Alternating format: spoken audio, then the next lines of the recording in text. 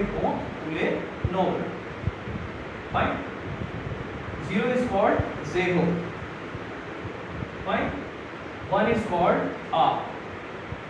2 is called the. 3 is called thwa. 4 is called cat. 5 is called san.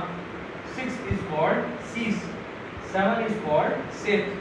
8 is called with. 9 is called naf. 10 is called this. Now what we have to learn? What is important in French? Pronunciation part, that is very much important.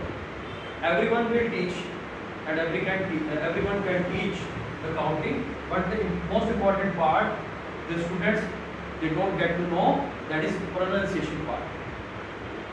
So we already know that Z produces sound Z and E produces sound A. So Z plus A becomes Z is Z and E produces sound A. Whatever kind of accent E has, it will always produce the sound A. So when we add them up, it becomes Z plus A, Z. And what we have to do in French, we have to pair the letters. So here we are pairing the letters, and the letters are Z and E. They are producing sound Z.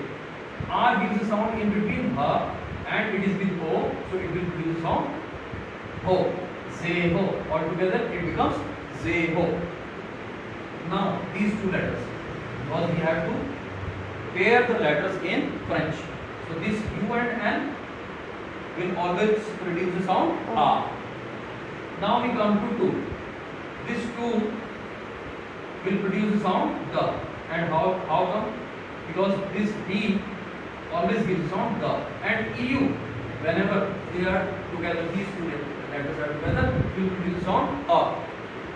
So D plus A once again becomes D.